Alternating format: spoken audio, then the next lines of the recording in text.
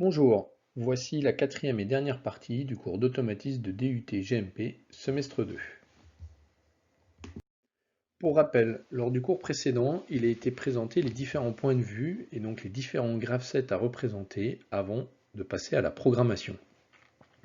Nous rappelons que ces différents graph-sets permettent d'intégrer des contraintes très différentes, en commençant par les fonctions que doit réaliser la machine sur le produit, graph-set point de vue système, les contraintes mécaniques, c'est-à-dire quelles sont les interactions entre les effecteurs, les actionneurs et les produits, qu'est-ce qui est autorisé, qu'est-ce qui est interdit parce que dangereux, dangereux pour le produit, dangereux pour les actionneurs, dangereux pour les utilisateurs, ce qui amène donc à construire les graph-sets point de vue effecteur et partie opérative. Et ensuite, on intègre les contraintes technologiques en arrivant au graph-set point de vue interface, c'est-à-dire qu'on va considérer les technologies utilisées des actionneurs, est-ce que ce sont des actionneurs électriques, pneumatiques ou hydrauliques? Et enfin, de nouveau, des contraintes technologiques pour le graph-set point de vue partie commande, en considérant la manière dont sont câblés les préactionneurs et les capteurs à la partie commande, soit en point à point, soit via un réseau.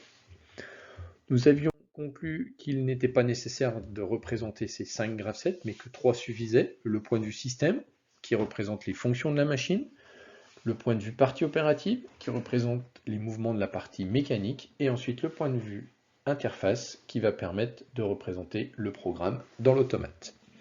Parmi ces 3 graph-sets et les contraintes qu'ils intègrent, quelles sont les plus difficiles? Eh bien, on va commencer par la fin, le point de vue interface. Le passage du point de vue partie opérative au point de vue interface est basé sur une connaissance des technologies. Comment fonctionne un vérin pneumatique, comment fonctionne le distributeur, comment fonctionne un moteur électrique, le variateur associé ou la carte d'axe, comment fonctionne un composant, un moteur hydraulique par exemple, et le distributeur associé. Ces contraintes technologiques, vous ne les connaissez pas ou pas toutes, vous en avez vu quelques-unes au premier semestre, vous verrez de l'hydraulique au semestre 3, vous verrez de l'électricité dans le module électrique. Bien évidemment, ces contraintes technologiques, il faut les apprendre, mais ce n'est pas le plus compliqué. Si elles ne sont pas spécifiques à chaque machine, il est toujours possible de trouver une aide ou de trouver une solution auprès du fournisseur ou du fabricant des composants. C'est-à-dire si vous utilisez un vérin de marque Festo, ben, adressez-vous à Festo, ils vous renseigneront certainement sur le fonctionnement du vérin et des distributeurs. Donc là, on a toujours une solution, toujours une possibilité de trouver une information, de trouver une aide quand on veut réaliser son point de vue interface, puisque derrière, ce sont des contraintes technologiques. Ensuite, concernant le point de vue partie opérative, eh bien là, ça va être un peu plus difficile, puisqu'il va être très délicat de trouver quelqu'un pour vous aider, puisque ce graph-set point de vue partie opérative décrit les mouvements de la partie mécanique de la machine qui est spécifique au produit considéré. Et donc, bien évidemment, souvent, cette machine, elle existe en un seul exemplaire. Il n'y a pas de personne qui puisse vous aider en ayant la même machine ou le même type de fonctionnement. Donc là, on va avoir une difficulté sur ce graph-set point de vue partie opérative parce qu'il est fortement lié à la mécanique qui est très spécifique à la machine et donc il est là par conséquent pas possible de trouver en fait une aide extérieure. Il va donc falloir se débrouiller seul pour réaliser ce graph-set. Par ailleurs, nous allons voir maintenant que dans le cas de systèmes un peu plus complexes que celui que nous avions vu jusqu'à présent, la réalisation de ce graph-set est une difficulté. Le graph-set point de vue système demande de l'expérience puisqu'il va en fait définir les fonctions à réaliser et là, nécessairement, ça nécessite d'avoir vu un certain nombre de machines, d'avoir compris quels étaient les principes et quels étaient les besoins d'un point de vue du client pour pouvoir décrire les fonctions principales de la machine.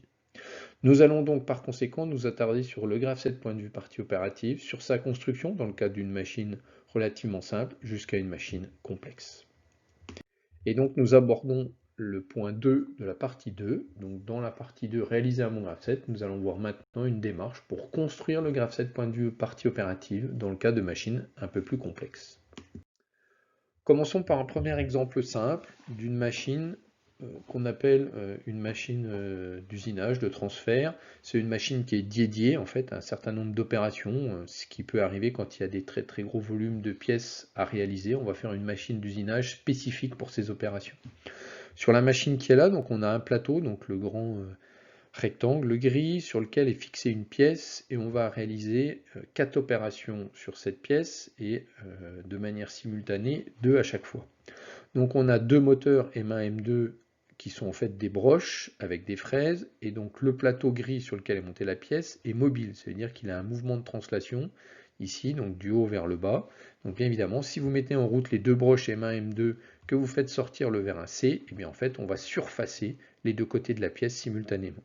Une fois ce surfaçage réalisé, on va venir percer la pièce à gauche et à droite avec les colonnes de perçage qui sont disposées de part et d'autre. Donc une première colonne de perçage qui sera toujours réalisée à la même profondeur, puisqu'on a un capteur 3S0, 3S1, donc position rentrée, position sortie, et puis ensuite un perçage à droite qui va pouvoir se faire avec ou sans débourrage. Donc là on est face à des problématiques d'évacuation de copeaux en fonction du matériau de la pièce, et donc la nécessité ou non de ressortir le forêt avant de réaliser totalement le perçage. Sur cette machine relativement simple, hein, on a ici 5 actionneurs, le vérin C, alors non pas 5, 7 pardon, le vérin 1C, le vérin 2C, 3C, le moteur M3, M4 et M1, M2. Ensuite, l'utilisateur va avoir un bouton départ cycle, le S1, et puis un bouton sélecteur qui va lui permettre d'indiquer quel cycle il souhaite avoir avec ou sans débourrage au niveau du perçage droit. Il est bien évidemment possible pour cette machine d'écrire directement le graph set point de vue partie opérative, vous l'avez ici. Ce graph set en fait décrit le fonctionnement, donc on voit qu'on commence par mettre en route les deux broches M1 M2, on fait sortir le vérin C, ce qui va réaliser le surfaçage à gauche et à droite, pour ensuite faire rentrer le vérin C. Une fois qu'on a terminé cette opération, en parallèle, donc c'est pas forcément très visible mais c'est un double trait, et donc c'est une divergence en haie, on va réaliser le perçage à gauche, toujours le même, et le perçage à droite, avec ou sans débourrage, en fonction du choix de l'utilisateur. Une fois que les deux perçages sont terminés, on revient à l'étape initiale 0, l'utilisateur démonte la pièce, remet une nouvelle pièce en place et relance le cycle en appuyant sur S1. Ce graph set n'est pas très complexe, il est tout à fait compréhensible et tout à fait réalisable en une fois. Il va cependant poser plusieurs problèmes. Le premier, lors du développement, donc lors de la réalisation du programme correspondant à ce graph set, quand l'utilisateur va vouloir tester, imaginons qu'il est en train de développer et de programmer la partie perçage avec des bourrages, qui lui pose quelques soucis, il fait quelques erreurs, il est obligé de faire plusieurs phases de test. Donc à chaque test du perçage droit, il sera obligé de tester en même temps la partie fraisage et la partie perçage gauche. Ce qui bien évidemment va lui faire perdre du temps, et alors que son objectif à lui n'est de valider que le perçage à droite. L'autre problématique, c'est que lorsqu'une personne plus tard voudra modifier en fait le fonctionnement de l'installation, il devra faire l'analyse globale de la structure, comprendre que toute la première partie correspond au fraisage, que la branche de gauche correspond au perçage à gauche et que la branche de droite correspond au perçage de droite. En l'état, ce n'est pas écrit, quelqu'un qui ne connaîtrait pas le programme ne va pas forcément le voir immédiatement, et donc va passer un peu de temps à comprendre la structure du programme, à comprendre en fait chaque élément, chaque grand élément du programme avant de pouvoir réaliser sa modification. Face à ces deux difficultés, ce qui est donc préconisé, c'est plutôt d'avoir une représentation et d'avoir une programmation en deux étapes. Première étape, on va sur la base ici de l'analyse du cycle de la machine, puisqu'on débute avec un fraisage, et une fois que le fraisage est terminé, on lance simultanément le perçage gauche et le perçage droit. Donc ici, c'est un graphe de précédence, en fait on a des opérations, chaque opération est liée par une flèche qui indique quelle opération doit être faite les unes après les autres. On va donc pouvoir reproduire sous forme de graph set ce schéma en représentant effectivement un graph set simplifié où on aura une étape 51 représentant le fraisage, une étape 52 représentant le perçage à gauche, une étape 53 représentant le perçage à droite. Ensuite, deux étapes, 54 et 55, qui sont des étapes d'attente, puisqu'on ne sait pas lequel des deux perçages sera le plus long. On peut imaginer par exemple que si je perce sans débourrage à droite, c'est le perçage droit qui est le plus rapide. Si je perce avec débourrage à droite, c'est le perçage gauche qui est plus rapide. Donc je mets deux étapes d'attente, ne sachant pas a priori qui va terminer avant l'autre. Une fois que j'ai créé cette structure de graph set, il me reste à définir de manière détaillée le fraisage, le perçage droit, le perçage gauche, et créer comme ça 3 sous-graph sets. C'est ce que nous avons là. Donc on a sur la gauche un graph set de coordination des tâches qui va définir en fait globalement le cycle de la machine et l'organisation des tâches dans le cycle, qui est une lecture très facile. Ici, les éléments entre parenthèses ne sont pas des actions, ce sont simplement des commentaires qui indiquent en fait à celui qui va lire qu'à l'étape 51, on souhaite réaliser le fraisage. Et donc, on va ensuite pouvoir décrire de manière séparée le fonctionnement de chacune des opérations. Donc l'opération de fraisage, constituée des étapes 1, 2 et 3, l'opération de perçage à gauche, l'opération de perçage à droite, avec ou sans le débourrage, puisqu'on voit ici qu'on a un saut possible avec la liaison jaune. Reste maintenant à lier ce graph-set de coordination avec le graph-set de chacune des opérations. Pour cela, on va utiliser les mécanismes d'appel-réponse vus lors du cours numéro 2 de présentation du graph-set. Et donc on va rajouter à chacun de ces graph-sets représentant les opérations, on va rajouter une étape initiale et une étape finale pour réaliser cette synchronisation.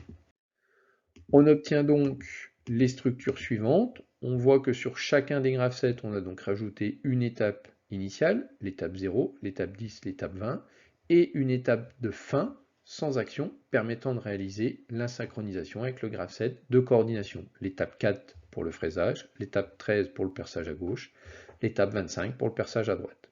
Sur le graph-set principal, sur le graph-set de coordination, on est venu compléter les différentes transitions. Donc si on s'attarde uniquement sur la partie fraisage, donc on va s'apercevoir que au démarrage, l'étape 50 va être active, l'utilisateur demande un départ cycle en appuyant sur le bouton S1. À ce moment-là, l'étape 51 sera active et le graph-set va donc rester bloqué dans cette étape jusqu'à avoir X4. X4 représentant le fait que l'étape 4 du graph-set ici de fraisage soit active. Quand est-ce que cette étape 4 va être active? Eh bien, il va falloir passer de l'étape 0, qui est l'étape initiale, à l'étape 4. Que faut-il faire pour quitter l'étape 0? Pour passer à l'étape 1, il faut que la variable x51 soit vraie. x51 représente le fait que l'étape 51 est active. Donc, dès que l'étape 51 est activée, ce graph-set va évoluer pour réaliser le surfaçage jusqu'à l'activation de l'étape 4. Ce qui indiquera au graph-set de coordination que le fraisage est terminé et lui permettra de passer à l'étape 52 et 53. Et à ce moment-là, le graph-set représentant le fraisage va être réinitialisé dans l'attente d'une nouvelle demande du graph-set de coordination.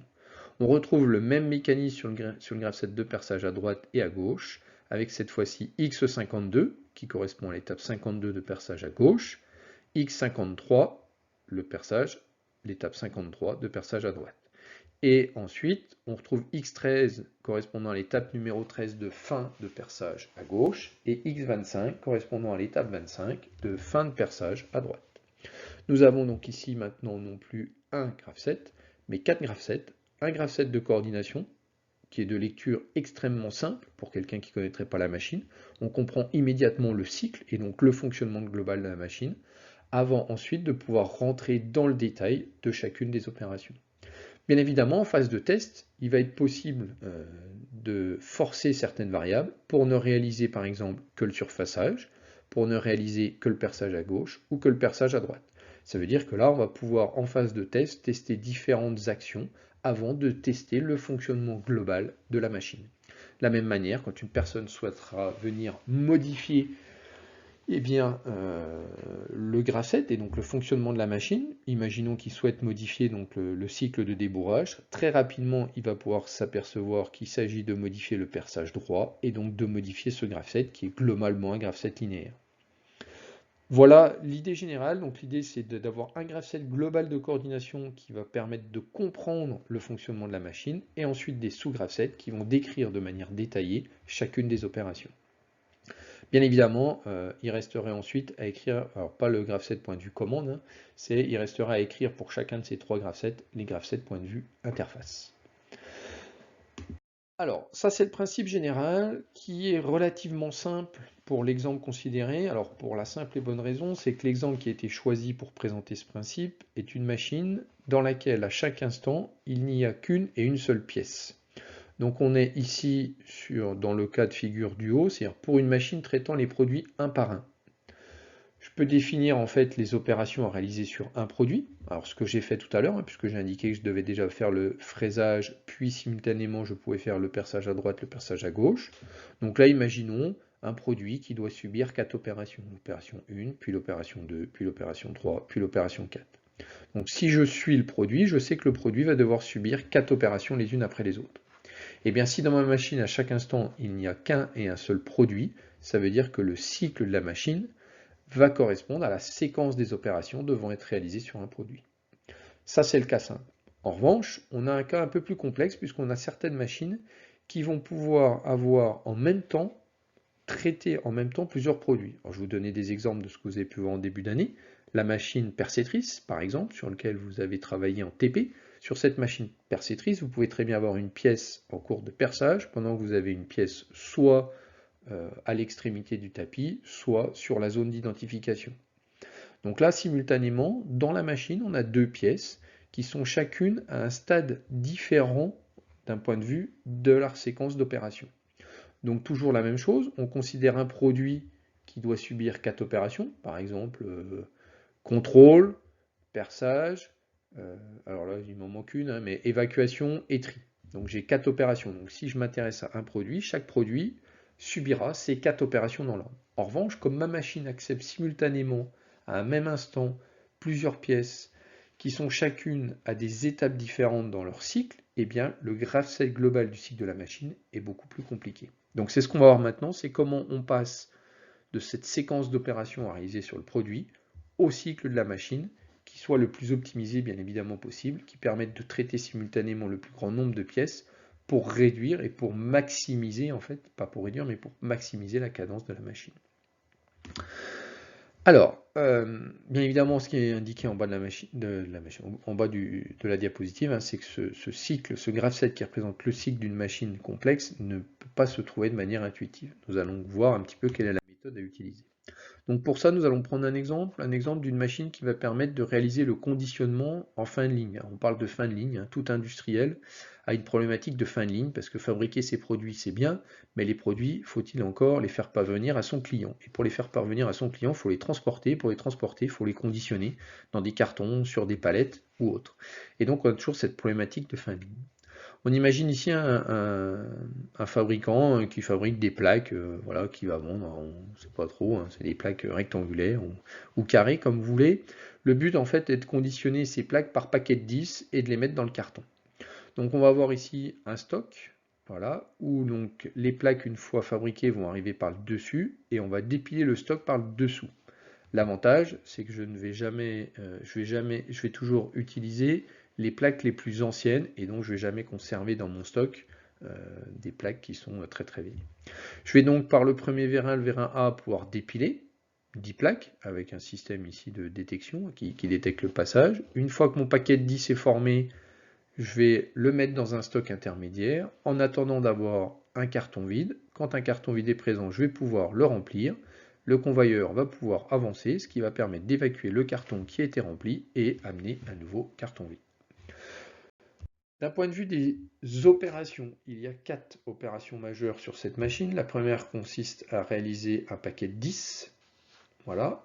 Ensuite, ça consiste, la deuxième opération, à vider ce paquet de 10 dans le stock intermédiaire C. La troisième opération consiste à remplir le carton, c'est-à-dire à vider le stock intermédiaire dans un carton vide, qui va devenir du coup plein. Et enfin, la quatrième opération consiste à évacuer le carton plein pour amener un carton vide, c'est-à-dire à faire avancer le tapis. Donc on a 4 grandes opérations. Et là, bien évidemment, chaque carton, puisqu'en fait le produit final ici, hein, c'est un carton plein, en fait, à chaque fois, pour réaliser un carton plein, j'ai 4 tâches. Tâche 1, tâche 2, tâche 3, tâche 4. Je pourrais faire fonctionner ainsi ma machine, c'est-à-dire je fais un paquet de 10, je le mets dans le stock intermédiaire, je remplis le carton, je l'évacue. Je recommence, je fais un paquet de 10, je le mets dans le stock intermédiaire, je remplis le carton, je l'évacue. Sauf que si le cycle de ma machine correspond à la séquence des opérations ici 1, 2, 3, 4, eh bien je vais perdre du temps, c'est-à-dire que je n'ai pas une machine qui fonctionne à sa cadence maximum, et donc je vais essayer d'optimiser le fonctionnement de ma machine. Comment? Je m'aperçois assez facilement que ici, pendant que je suis en train d'évacuer un carton plein et d'amener un carton vide, donc pendant que je réalise l'opération numéro 4, je peux en même temps faire l'opération 1 ou l'opération 2. Donc, pendant que j'évacue le premier paquet, je peux commencer à préparer le deuxième. Donc on va voir un petit peu comment trouver ce fonctionnement optimal de la machine et donc le graph-set de coordination de ces 4 tâches pour plusieurs produits, donc pour former plusieurs paquets simultanément. Alors, la première chose importante, c'est de s'intéresser à la partie mécanique de la machine et c'est de clairement définir pour chacune des opérations, ou tâches, alors effectivement dans mes diapositives c'est écrit tâche, j'emploie le mot opération, pour moi c'est synonyme, c'est équivalent. Je vais définir quel est l'état de la machine au début de l'opération, quel est l'état de la machine à la fin de l'opération. Donc ici au début, ma zone au-dessus du vérin B est vide et j'ai des pièces en stock.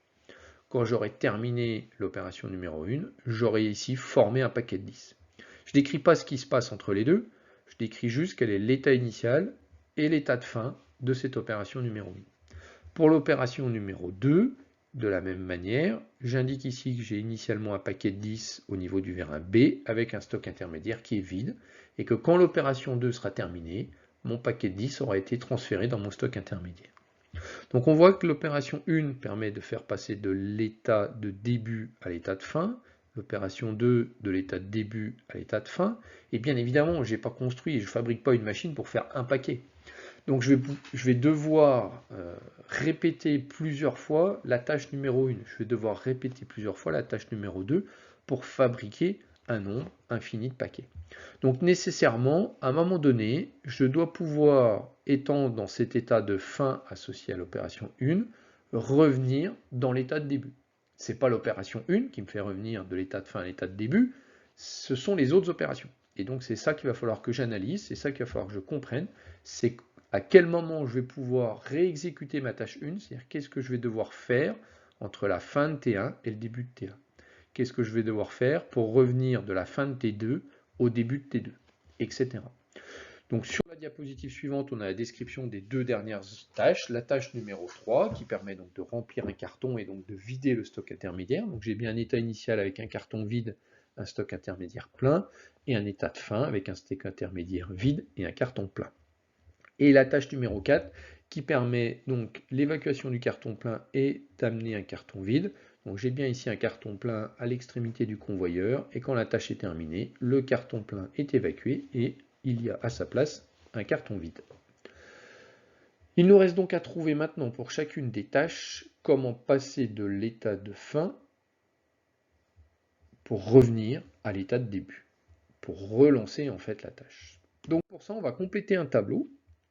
Donc chacune des lignes du tableau correspond à une tâche, donc tâche 1, tâche 2, tâche 3, tâche 4, et deux colonnes. On va rechercher en fait quelles sont les contraintes de précédence entre ces tâches. Ça veut dire quoi? Ça veut dire que je vais chercher la tâche 1, quand est-ce que le début de la tâche 1 est autorisé? C'est-à-dire qu'est-ce que je dois faire avant pour qu'elle soit autorisée? Vous allez me dire, ah, c'est la tâche 1, il n'y a rien à faire avant, c'est la première. Ah non, c'est la tâche 1 pour un paquet, sauf que des paquets, je vais en former 10, 20, 30, des milliers, des centaines de millions. Donc ça veut dire qu'effectivement, la tâche 1 pour le paquet n va être précédée des opérations sur le paquet n-1. Et donc là, bien évidemment, il faut que je recherche quelle opération sur le paquet précédent doit être terminée pour lancer la tâche 1 sur le paquet n. Et une fois que la tâche 1 est terminée, je vais remplir en fait la colonne de droite en me demandant, une fois que j'ai fait la tâche 1, qu'est-ce que ça autorise? Donc pour ça, bien évidemment, alors là c'est un petit peu compliqué en mode, effectivement en mode audio, en mode vidéo, enregistrement, parce que je ne peux pas revenir en arrière. Mais si vous revenez en fait sur les schémas de la tâche 1, on va s'apercevoir que la tâche 1, pour qu'elle soit autorisée, il faut que la zone au-dessus du vérin B soit vide. Et donc je me pose la question de quelle est la tâche qui permet de vider cette zone. Et très rapidement, quand je regarde les schémas, je m'aperçois que c'est la tâche numéro 2. De la même manière, la tâche 1 va permettre de former un paquet de 10 au-dessus du vérin B, et je m'aperçois que le fait d'avoir un paquet de 10 formé au-dessus du vérin B est une condition pour lancer la tâche 2. Donc dans mon tableau, j'écris que la tâche 1 est autorisée, du moins le début de la tâche 1 est autorisé, si la tâche numéro 2 est terminée. Bien évidemment, ça doit se lire de la manière suivante. La tâche 1 sur le paquet n est autorisée si la tâche 2 sur le paquet n-1 est terminée. Et ensuite, quand la tâche 1 sur le paquet n sera terminée, ça autorise la tâche 2 toujours sur le paquet n. Quand on fait l'analyse sur la tâche 2, cette fois-ci on va trouver deux contraintes, puisque pour pouvoir réaliser la tâche 2, c'est-à-dire transférer le paquet de 10 de la zone de formage au stock intermédiaire, il faut avoir un paquet de 10 qui a été formé et le stock intermédiaire qui est vide. Pour avoir un paquet de 10, il faut que la tâche 1 soit terminée, Et pour que le stock intermédiaire soit vide, il faut que la tâche T3 soit terminée. Donc ici, la tâche 2 sera autorisée si la tâche 1 est terminée sur le paquet N et la tâche 3 est terminée sur le paquet N-1. De la même manière, quand je fais l'analyse en fait des figures, je m'aperçois que dès que j'aurai mis un paquet de 10 dans le stock intermédiaire, ça libérera en fait la zone de formage et donc je vais pouvoir relancer la tâche 1 qui consiste à former un paquet de 10 et je pourrais, ayant mis un paquet de 10 dans le stock intermédiaire, lancer la tâche 3 qui a besoin de ce paquet pour remplir le carton. Si je continue mon analyse, je me rends compte que pour remplir un carton, j'ai besoin que le stock intermédiaire soit plein de fin T2 et j'ai besoin d'un carton vide, c'est-à-dire de fin T4. Donc pour faire la tâche 3 sur le paquet N, j'ai besoin que la tâche 2 sur le paquet N soit terminée et que la tâche 4 sur le paquet N-1 soit terminée. Quand j'aurai fini la tâche 3, j'aurai vidé le stock intermédiaire, ce qui permettra de relancer la tâche 2. J'aurai rempli un carton, ce qui permettra de lancer la tâche 4. Et ensuite pour T4, eh bien, pour évacuer un carton plein, il faut que le carton soit plein et donc il faut que la tâche 3 soit terminée. Et dès que j'ai évacué un carton plein, j'ai donc amené un carton vide, ce qui permet de relancer la tâche 3. Voilà pour ce tableau. Alors bien évidemment, c'est ici du fait du choix d'un système simplifié que les deux colonnes, la colonne de gauche et la colonne de droite, se ressemblent. Ça veut dire qu'on a les mêmes noms de tâches à gauche et à droite. C'est ici lié à l'exemple qui est extrêmement simple, ce qui n'est pas une généralité.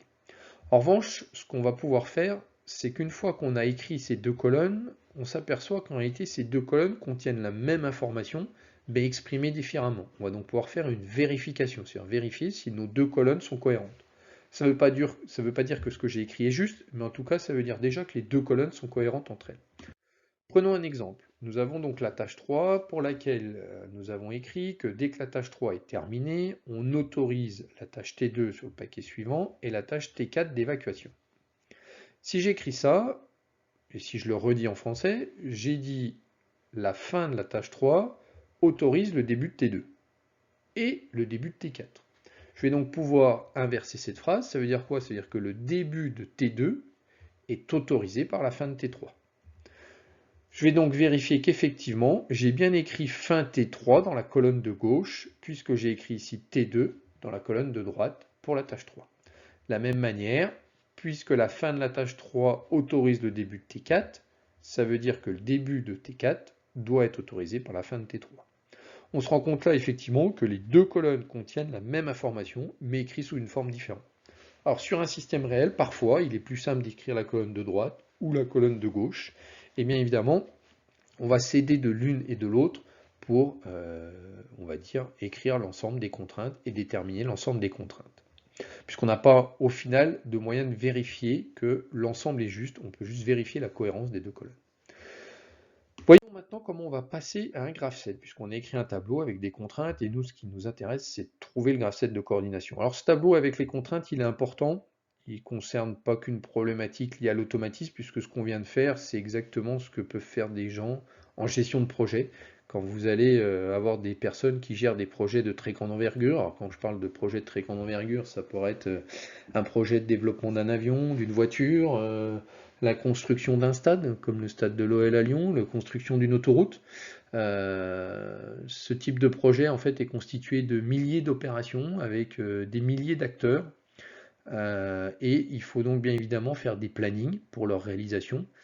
Si vous faites toutes les opérations les unes après les autres pour ce type de projet, ça va être beaucoup plus long que si vous essayez de faire en parallèle un certain nombre d'opérations. Alors bien évidemment, sur des projets de construction, tant que vous n'avez pas fait les fondations, vous ne pouvez rien faire d'autre, mais à un certain moment, une fois que le bâtiment, la structure du bâtiment est construite, eh bien vous allez pouvoir faire travailler en même temps plusieurs corps de métier à l'intérieur du bâtiment.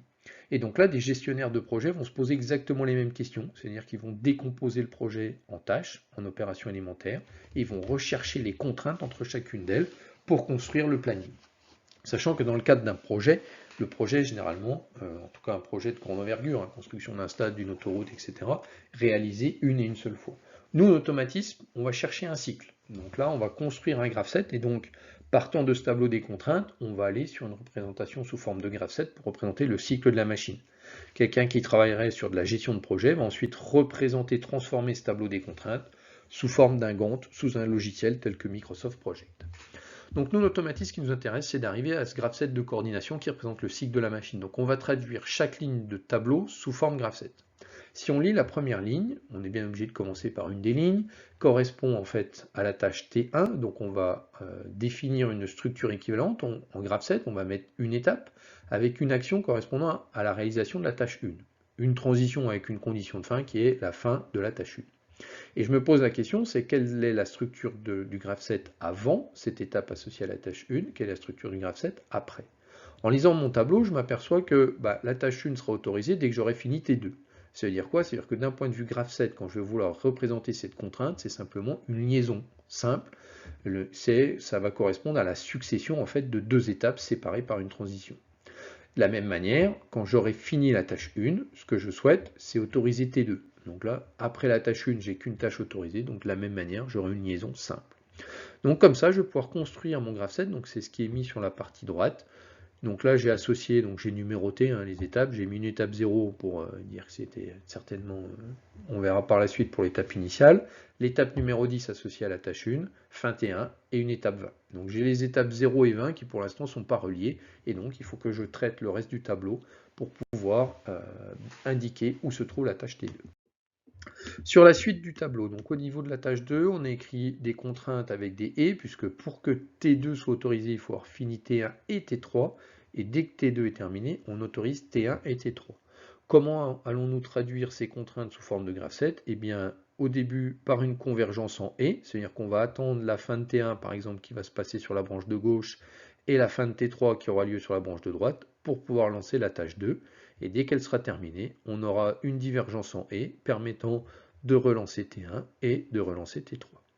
Bien évidemment, je m'aperçois que dans les contraintes écrites ici pour la tâche 2, je fais référence à T1, qui est une tâche que j'ai déjà créée, que j'ai déjà traitée. Donc je vais pouvoir raccrocher cette structure de graph set à mon graph set global qui est en construction. Et donc c'est ce qui correspond à la partie droite, puisque qu'est-ce que je fais?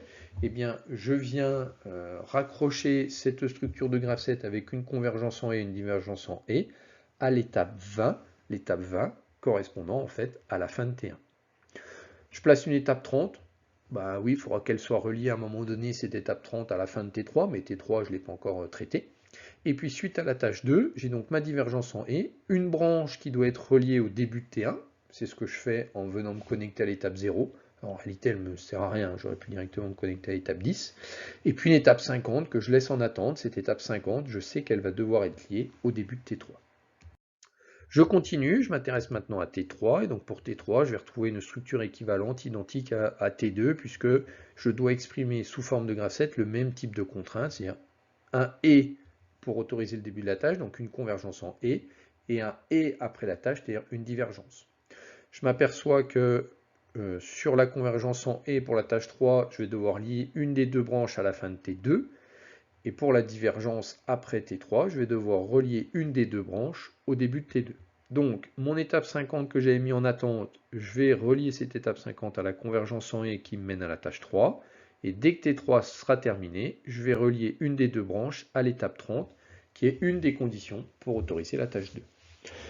Voilà, donc on peut vérifier qu'effectivement on retrouve bien ce qu'on souhaitait, c'est que la tâche 2, pour qu'elle s'exécute, il va bien falloir avoir terminé T1 en activant l'étape 20 et terminé T3 en activant l'étape 30. Et dès que j'aurai terminé T2, j'activerai l'étape 0, ce qui autorisera la tâche 1 par la suite, et l'étape 50, qui est une des conditions pour réaliser la tâche 3. Pour finir, je m'intéresse à la tâche numéro 4, avec une contrainte simple, et donc simplement ici une étape associée à la tâche numéro 4, et une liaison simple avant, une liaison simple après. Je dois simplement raccorder le début de T4 à la fin de T3, ça tombe bien, j'avais mis une étape 80 en attente, l'étape 80 représentant la fin de T3, alors là je pourrais la supprimer, elle ne sert à rien cette étape 80, mais bon, puisqu'elle y était, je la laisse.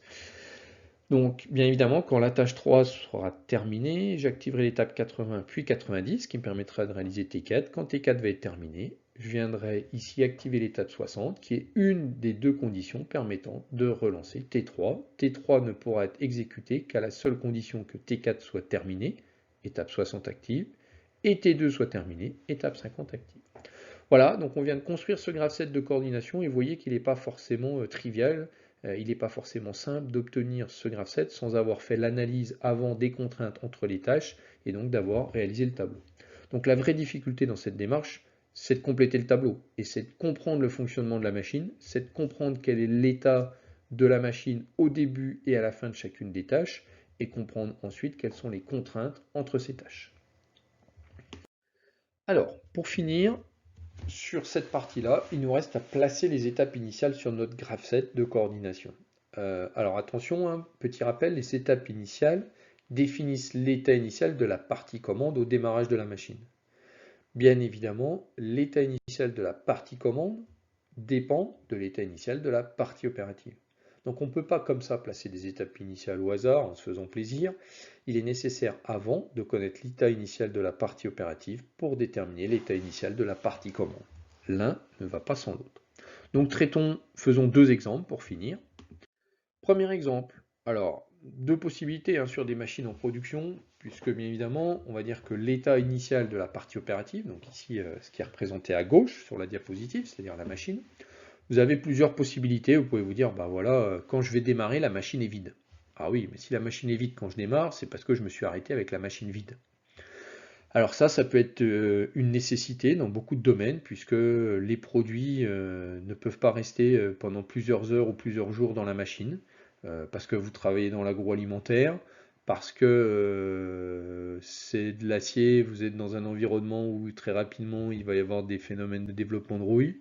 C'est parce que vous avez une opération de collage et forcément en fin de journée, avant que l'opérateur parte au week-end, il va devoir en fait traiter tous les produits présents et faire un cycle de nettoyage, etc., etc.